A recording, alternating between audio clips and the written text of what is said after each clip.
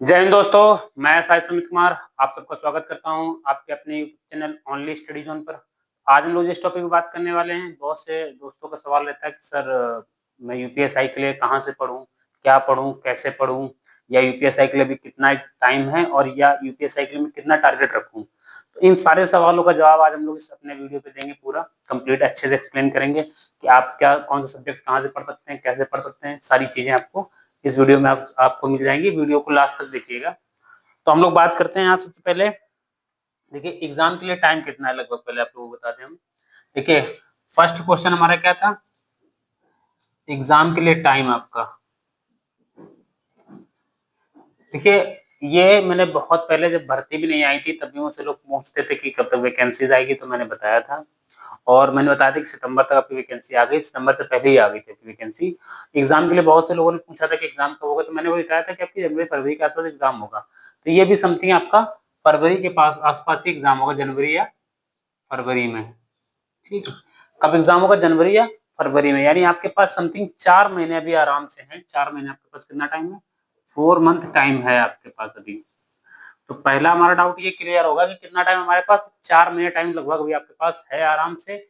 आप लेकिन इसमें क्या है कि अच्छे से प्रॉपर डेली अपनी जो है पूरा 100% दीजिए अगर आपको सिलेक्शन चाहिए, क्योंकि यहाँ पे कंपटीशन बहुत ज्यादा है अदर एग्जाम की अपेक्षा। तो हम लोग ने समझ लिया कितना टाइम है आपके पास, एग्जाम का होगा लगभग आपके पास जनवरी या फरवरी में आपका एग्जाम कंडक्ट कराएंगे। ठीक है, इसके बाद दूसरा सवाल हमारा है, वो दूसरा हमारा सवाल जो है, दूसरा हमारा क्वेश्चन क्या है,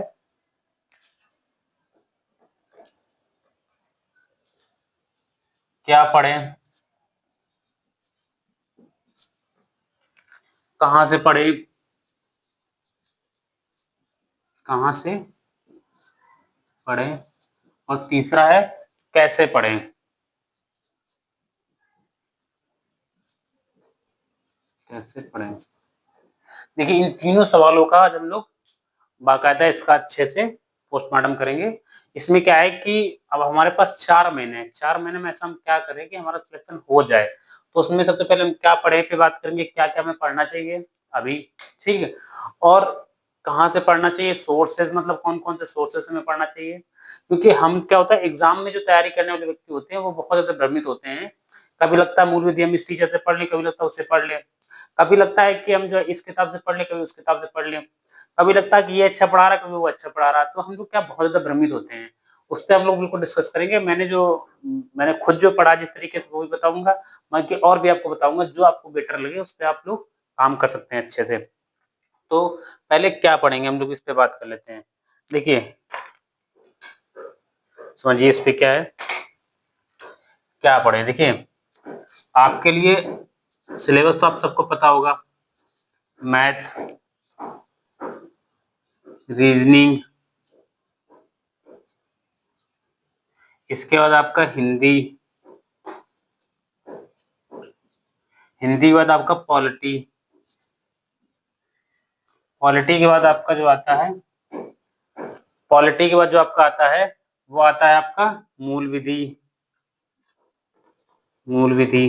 ठीक है, तो ये चीजें जो हैं, ये जो 5 सब्जेक्ट हैं, कौन, मैथ, रीजनिंग, हिंदी, पॉलिटी और मूल विधि, ये इस एग्जाम का कोर है। एक प्रकार से कोर का मतलब ये मान लीजिए एक धुरी है इस एग्जाम की, कि इन पे ही एग्जाम पूरी तरीके से टिका हुआ है, कि आप इनकी आपका आपकी ये कैसे तैयार हैं, इसी पे आपका सिलेक्शन डिपेंड करेगा। ठीक है, अब देखिए 40 क्वेश्चन लगभग आपके मैथ के आएंगे, 40 रीजनिंग, 40 हिंदी, ठीक, पॉलिटिक्स 16 क्वेश्चन, लगभग 6 से 8 क्वेश्चन लगभग जो है आपके इसके मिल जाएंगे मूल विधि के। टोटल ये आपके जो टोटल बनना है समथिंग 6 से 9 क्वेश्चन लगभग, ये टोटल जो आपको बनेंगे जाकर, ये 142 से 145 बनेंगे। आउट ऑफ कहां से, 160 से। देखिए अब अगर आप लोग समझिए 160 क्वेश्चन में से लगभग 142 से 145 सवाल आपके कहां से बनेंगे जाकर, इन पांचों से बनेंगे जाकर लगभग। यानी कि 104 अगर देखें तो हम लोग लगभग लगभग 90% नंबर जो है, लगभग 90% क्वेश्चन जो है आपके इन 5 सब्जेक्ट से ही बनेंगे।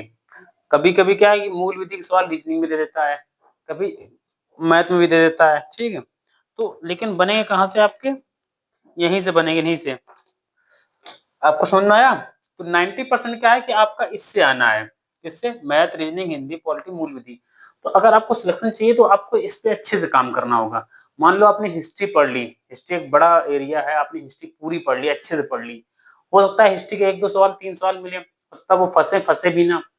अगर आप उसके बजाय इन सब्जेक्ट पे टाइम देंगे, पॉलिटी अगर आप अच्छी करते हैं, पॉलिटी अगर आप अच्छी करते हैं तो आपके 16 सवाल आएंगे। पॉलिटी ऐसा ऐसा सब्जेक्ट है 16 में 15 भी 16 भी किए जा सकते हैं, ठीक है। लेकिन हिस्ट्री की कोई गारंटी नहीं है। जियोग्राफी तुम पूरी बहुत अच्छे से पढ़ लो, कोई गारंटी नहीं कि 2-3 सवाल आएंगे, 2-3 फंस भी जाए आपसे।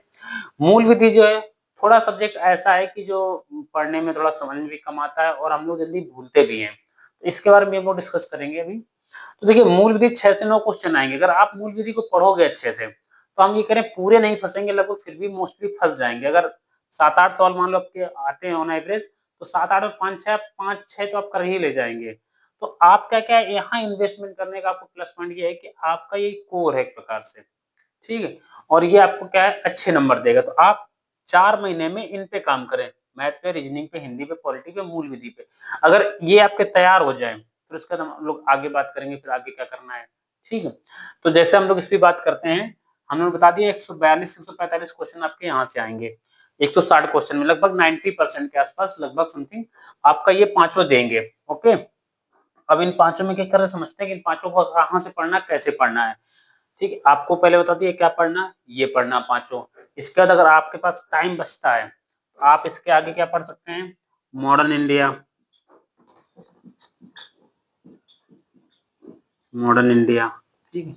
आधुनिक भारत, आधुनिक भारत से आपके हो सकता है 2 सवाल तक आपको देखने को मिल जाए आधुनिक भारत से, ठीक है। इसके बाद UP special, UP special, UP special से क्या है कि यहाँ से भी आपको 2 सवाल तक आपको देखने को मिल जाएंगे। मैं इसलिए बता रहा हूँ ये टॉपिक छोटे हैं। देखिए मॉडर्न इंडिया तो थोड़ा बड़ा है, बट क्या है मॉडर्न इंडिया में बहुत सारे, जैसे पुलिस का काम क्या होता है, पुलिस की सर्विस ये होती है कि लोगों के बीच में एक प्रकार से समाज में सुधार लाना, अपराधों को रोकना, ठीक है। और जैसे मैंने महिलाओं की, बच्चों की सुरक्षा करना। तो जब मॉडर्न इंडिया आप पढ़ोगे तो मॉडर्न इंडिया में बहुत सारी ऐसी चीजें आई हुई हैं, जैसे सुधार आए, बहुत सारे सुधार आंदोलन आए हुए हैं। उन्होंने बच्चों के जीवन, महिलाओं के जीवन, SC ST के जीवन में सुधार लेके आए वो लोग। तो एक प्रकार से वो कुल मिला के जैसे जो जागरूकता आंदोलन था, वो हमारे पुलिस विभाग के लिए बहुत ही इंपॉर्टेंट पार्ट है। तो वहां से आपको सवाल बन जाएंगे मॉडर्न इंडिया। यूपी स्पेशल से 2 सवाल बन जाएंगे।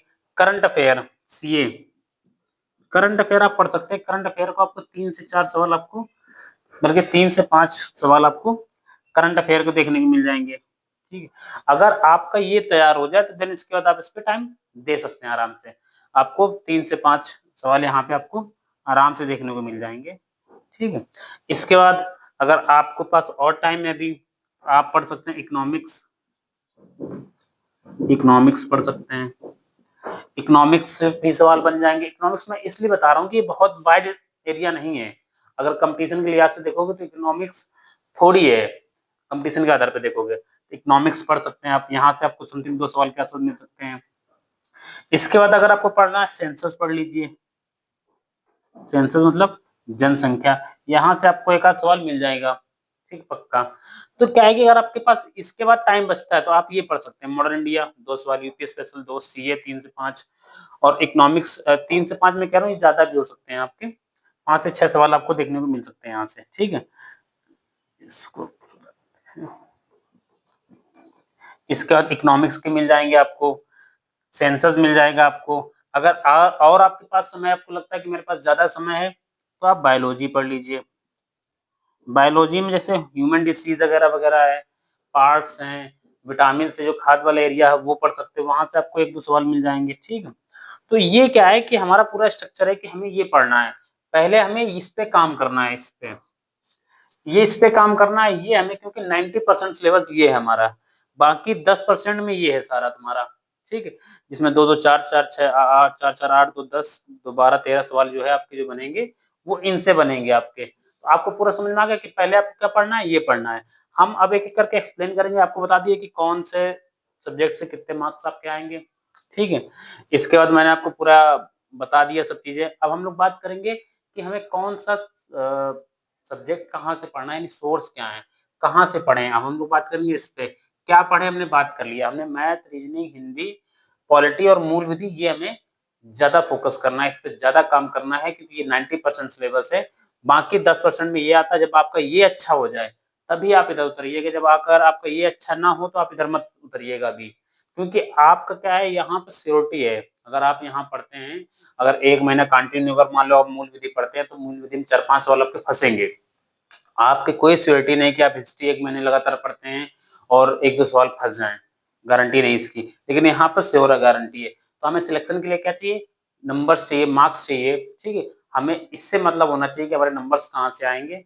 हमें इससे मतलब नहीं होना चाहिए कि हमने कितना नॉलेज एक्वायर किया, क्योंकि नॉलेज हम लोग जॉब के बाद भी एक्वायर कर सकते हैं, जॉब के बाद भी हम लोग नॉलेज गेन कर सकते हैं। बट अभी क्या है, हमें सिलेक्शन ओरिएंटेड पढ़ना है, तो आपको इन चीज़ों पे ज़्यादा फोकस करना है, ठीक है?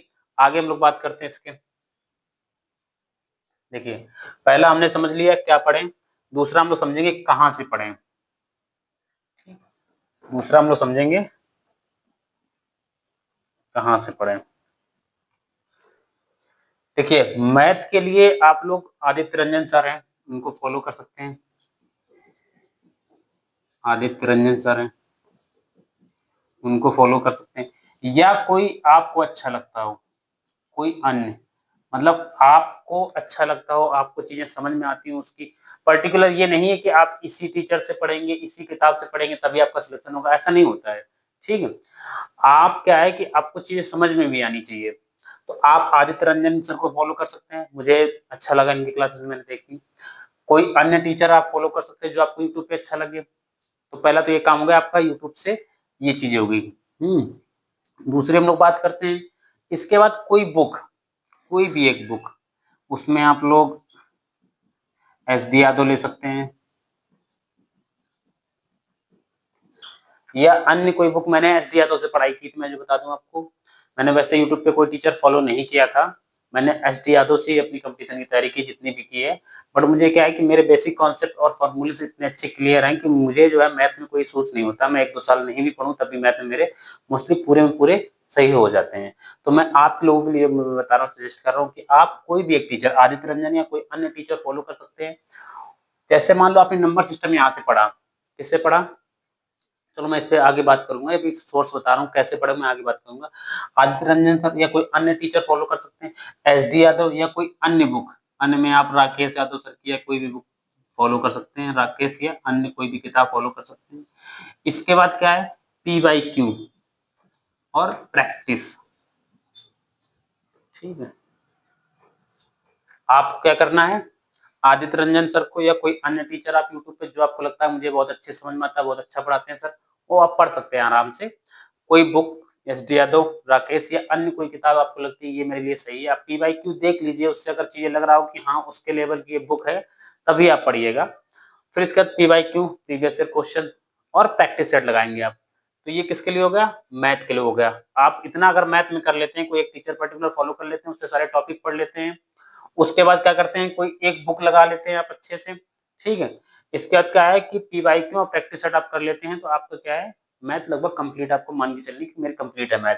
इसके बाद रीजनिंग में, रीजनिंग में क्या करना है, एक दीपक सर करके हैं जिससे मैंने पढ़ी थी रीजनिंग है, दीपक सर, दीपक सर हैं, एग्जामपुर के टीचर हैं।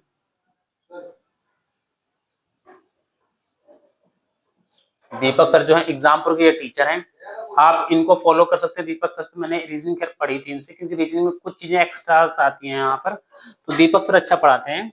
दीपक सर या अन्य कोई टीचर जो आपको लगता है अच्छा पढ़ा सकते हैं आपको, अन्य कोई, अन्य कोई जो लगता है कि आपके एग्जाम के अकॉर्डिंग आपको चीजें सही प्रोवाइड करा रहे हैं, अच्छे से पढ़ा रहे हैं, तो कोई अन्य टीचर आप फॉलो कर सकते हैं। इसके बाद सेम प्रोसेस में भी फॉलो करना है, कोई एक बुक, कोई एक बुक, कोई एक बुक जो है, जैसे मान लो आपने नंबर सिस्टम यहाँ से पढ़ा, सॉरी यहाँ से आपने डाइस पढ़ा, कैलेंडर पढ़ा या कुछ भी पढ़ा आपने, जो टॉपिक यहाँ सर से पढ़ा उसका प्रैक्टिस करेंगे आप, क्या कर जाकर बुक में जाकर उसके सवाल लगाएंगे। बुक में सवाल लगाने के बाद अगर आपके बुक के सवाल सारे सॉल्व हो गए, आपके डाउट क्लियर हो गए, उसके बाद क्या करेंगे आप, पी वाई क्यू, PYQ लगाएंगे और प्रैक्टिस सेट, ठीक है। तो ये देखिए यहाँ पर क्या होगा, सोर्सेज हो गया हमारे, क्या आदित्य रंजन सर या कोई अन्य बुक, सॉरी कोई अन्य टीचर जो आपको अच्छा लगता हो, बुक एसडी यादव या राकेश यादव या कोई अन्य बुक जो आपको अच्छी लगती हो, आपको समझ में आती हो और आपको पता हो कि एग्जाम के ओरिएंटेड सही है बुक हमारे लिए, वो आप पढ़ सकते हैं। इसके बाद पीवाईक्यू और प्रैक्टिस सेट, इतना आप कर ले जाएंगे, मैथ आपकी कंप्लीट है। रीजनिंग आप इतना कर लेंगे, दीपक सर मैंने एग्जाम प्रोले से पढ़ा, मुझे अच्छा लगा वो टीचर पर्टिकुलर, वो टीचर, अन्य कोई टीचर जो आपको अच्छे लगते हो कि हाँ ये सही पढ़ा रहे हैं, वो पढ़ सकते हो। बुक पीवाईक्यू और प्रैक्टिस बुक कोई भी आप ले सकते हैं, अरिहंत की ले सकते हैं या कोई और है जो आपको लगती है कि नहीं ये बुक अच्छी है, तो आप उसे फॉलो कर सकते हैं। बाकायदा यूपीएससी के लिए स्पेशल बुक बहुत सारी हैं। पर्टिकुलर बुक्स के लिए मैं इसलिए नहीं कहता हूँ कि बहुत सारी वहाँ बुक्स हैं, उसमें से जो है कोई किसी बुक को पढ़ रहा, कोई किसी बुक को पढ़ रहा, जिसको जो समझ में आ रही वो चीजें पढ़ रहा है। ऐसा नहीं कि बहुत ज्यादा वैरायटी मिलेगी कि एक में जो है जमीन का दे दिया, एक में आसमान का दे दिया, बहुत माइनर अंतर होते हैं, थोड़े बहुत अंतर होते हैं। इसीलिए मैं बताता हूँ कि आप कोई टीचर फॉलो कर लें, उसके बाद सवाल लगाएं, उसके बाद पीवाईक्यू करेंगे तो आपके सारे जो डाउट्स हैं वो सारे क्लियर हो जाएंगे आपके। इसके बाद हिंदी के लिए देखिए, हिंदी के लिए पर्टिकुलर मैंने किसी टीचर से नहीं पढ़ी थी, मैं बता दूं। अगर आप लोग पढ़ना चाहते हैं तो आप फॉलो कर सकते हैं, एग्जामपुर के टीचर हैं, एग्जाम नहीं, RWA, एक टीचर एक है, उन्हें फॉलो कर सकते हैं आप, ठीक है, अभी प्रेजेंट टाइम में पढ़ा रहे हैं। इसके बाद या कोई अन्य टीचर जो आपको, टीचर या मैम कोई आपको जो अच्छा लगता हो, बहुत से आपको यूट्यूब पे मिल जाएंगे, लेकिन कोशिश करें कि किसी भी टीचर को अगर फॉलो करें तो उसका पूरा हो, एक वीडियो नहीं कि एक वीडियो उसने दे रखा है फिर बाकी छोड़ रखा है, आप पूरा जो है उसका देखें अच्छे से, ठीक है। फिर सेकेंड, बुक, मैं इसके लिए तो सजेस्ट करता हूँ कि आप बुक ही पढ़ो। अगर आपको हिंदी समझ में आती है तो आप किसी भी टीचर को फॉलो करने की जरूरत नहीं, आप बुक ही पढ़ो। बुक में मैं 2 बुक आपको सजेस्ट करता हूँ, 2 में से कोई भी आपके पास हो। एक तो राजपाल जो मैंने पढ़ी थी, दूसरी आदित्य। मैंने राजपाल की किताब पढ़ी थी, मुझे अच्छी लगी और मैंने खैर अच्छा स्कोर भी किया, राजपाल की बुक पढ़ के मुझे फायदा मिला। राजपाल की या आदित्य की बुक पढ़ सकते हैं। इसके बाद वही सेम प्रोसेस, पीवाईक्यू सॉल्व करना है और प्रैक्टिस, ठीक। इसके बाद हम लोग बात करते हैं मूल विधि। देखिए सॉरी पॉलिटी, पॉलिटी के लिए आप क्या कर सकते हैं, दृष्टि आईएएस की किताब आती है, दृष्टि आईएएस की आती किताब है, क्विक बुक करके आती है, क्विक बुक करके आती है, इसे फॉलो कर सकते हैं, ठीक है। फिर इसके बाद आप पढ़ सकते हैं परीक्षावाड़ी, परीक्षावाड़ी पढ़ सकते हैं आप। इसके अलावा अगर आप पढ़ना चाहें तो महेश कुमार वर्णवाल की पढ़ सकते हैं, महेश कुमार वर्णवाल, वर्णवाल। इसमें से कोई भी एक बुक, तीनों में से कोई भी एक बुक पढ़ सकते हैं, पर्टिकुलर ये नहीं मैंने दृष्टि आईएएस से पढ़ा था मुझे इसका बेनिफिट मिला था, आप इनमें से कोई भी पढ़ सकते हैं, तीनों ही बुक अच्छी हैं। इसमें थोड़ा फैक्ट ज्यादा दे रखे हैं आपके अपेक्षाकृत, इसमें थोड़ा फैक्ट कम दे रखे हैं। दृष्टि आईएएस थोड़ा मतलब ऐसी है कि दोनों चीजों को समाहित करती है, फैक्ट भी पर्याप्त है आपके और वादात के बारे में भी आपका दृष्टि आईएएस में बताया कि ये बात इससे संबंधित, ये बात इससे संबंधित है, वो भी बताया हुआ है। आप इसमें से कोई भी एक बुक फॉलो कर सकते हैं, कोई भी एक टीचर, RWA का ही कर लीजिए, आप बढ़िया पढ़ा रहे हैं, ठीक है, इनका टीचर फॉलो कर सकते हैं। इसके बाद आपका वही सेम प्रोसेस रहेगा, पीवाईक्यू और प्रैक्टिस, ठीक है। इसके बाद हम लोग बात करते हैं मूल विधि। देखिए मूल विधि के लिए मैं बात करता हूँ आपसे, देखिए मूल विधि के लिए एक RWA करके टीचर है, RW के, उसमें टीचर पढ़ा रहे हैं, उसे फॉलो कर सकते हैं। यह एक जितन राणा करके हैं, जीत राणा करके हैं, राणा, इन्हें फॉलो कर सकते हैं। या आप एग्जाम्पल में कोई टीचर या फॉलो कर सकते हैं आप, क्योंकि मूल विधि ऐसा टॉपिक है, कोई एक ही को फॉलो करिए, बहुत ज्यादा चीजें जरूरत नहीं है आपको वेरिएशन करने की।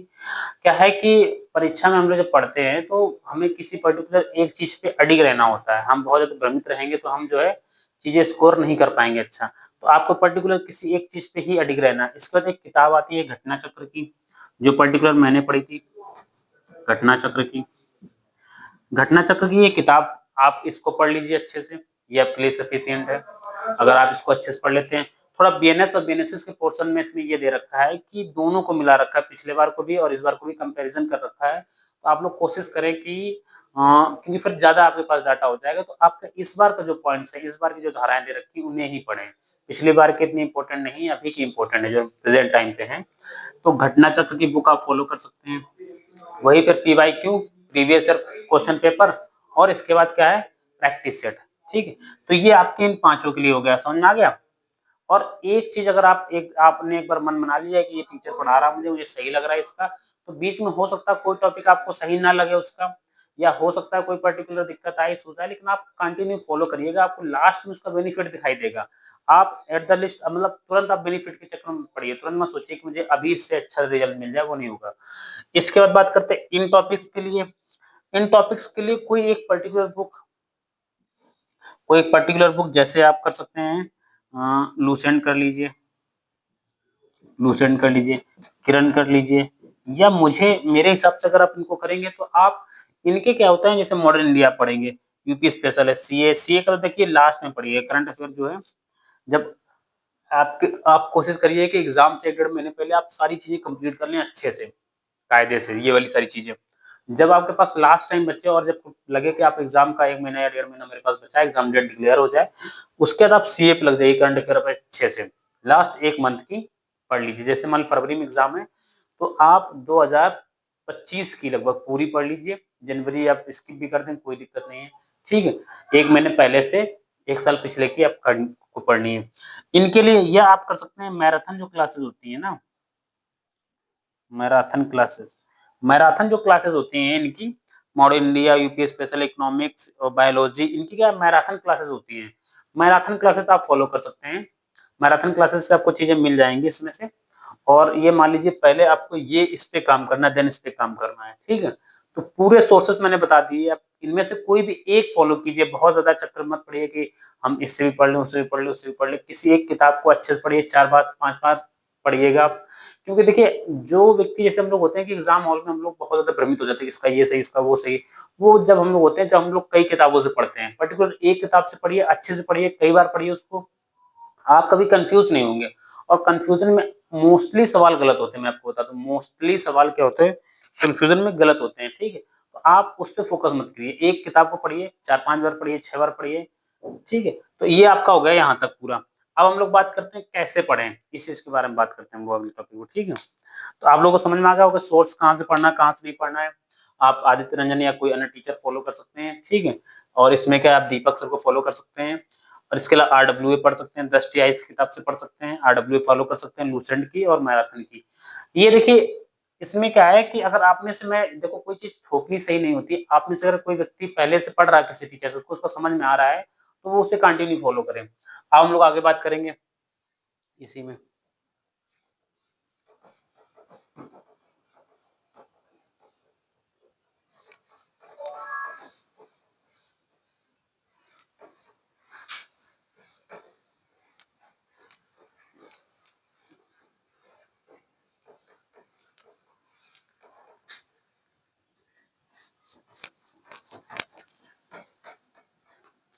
अब हम लोग बात करेंगे कैसे पढ़ें इस पर, ठीक है? तो ये तीसरा हमारा लास्ट वो है।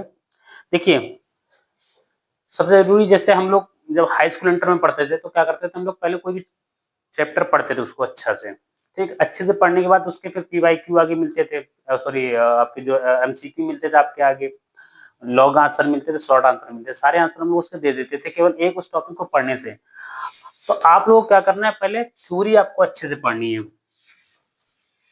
थ्योरी थ्योरी अच्छे से पढ़नी है, यानी कॉन्सेप्ट अपने अच्छे से क्लियर करने हैं। कोई भी टॉपिक पढ़ रहे हो, अगर आप मान लो प्रस्तावना पढ़ रहे हो पॉलिटी में, तो आपको क्या है कि अगर आप कंपटीशन की तैयारी कर रहे हो तो एमसीक्यू पे फोकस मत करो, पहले आप टॉपिक को क्लियर करो अच्छे से। यानी जैसे हम लोग हाई स्कूल इंटर में करते थे कि पहले हम लोग क्या है, किसी टॉपिक को अच्छे से पढ़ते थे, देन उसके बाद हम उसके सवाल करते थे। तो पहले आप क्या करेंगे, किसी टॉपिक की थ्योरी पढ़ेंगे, उसके कॉन्सेप्ट पढ़ेंगे, उसको समझेंगे अच्छे से, देन उसके बाद सवाल करेंगे। ओके, तो पहला क्या होगा, थ्योरी और कॉन्सेप्ट पढ़ेंगे हम लोग अच्छे से। देन फिर उसके बाद फिर हम लोग क्या करेंगे, उसके अब एमसीक्यू करेंगे। क्या करेंगे, एमसीक्यू करेंगे, मल्टीपल चॉइस क्वेश्चन, यानी कि ऑब्जेक्टिव क्वेश्चन जो आते हैं उसके एमसीक्यू करेंगे। तो हम देखेंगे, जब आप कोई टॉपिक पढ़ते हैं, जैसे कोई भी पढ़ोगे, आप प्रस्तावना पढ़ोगे या कोई भी टॉपिक पढ़ोगे, अगर आप ऑब्जेक्टिव सवाल करोगे तो एक टॉपिक से कई सारे ऑब्जेक्टिव बन सकते हैं, ये मान लीजिए 100, 200, 300 ऑब्जेक्टिव सवाल बन सकते हैं। आप क्या करेंगे, सबको अलग-अलग रटेंगे, आपको चीज़ें नहीं समझ में आएँगी, ठीक है? उससे अच्छा क्या है कि उस टॉपिक को आप अच्छे से पढ़ लो, उससे 100 नहीं, 200 नहीं, 1000 सवाल भी बनाएगा अगर एग्ज़ामिनर तो आपको आ जाएगा, क्योंकि आपको चीज़ें क्लियर है, वो कैसे भी तोड़-मरोड़ के पेश करेगा, आप कर लेंगे। अगर आप ऑब्जेक्टिव पढ़ेंगे तो अगर उसने थोड़ा-सा तोड़-मरोड़ दिया तो आपको चीज़ें नहीं समझ में आएँगी। तो पहले हमें क्या करना है, थ्योरी और कॉन्सेप्ट क्लियर करना है, देन हमें क्या करना है, एमसीक्यू लगाना है, ओके? समझ में आया? कोई भी चीज़ देखिए, आप किसी भी चीज़ को पढ़ें, जैसे आज आपने मान लीजिए कोई चीज़ पढ़ी, ठीक है?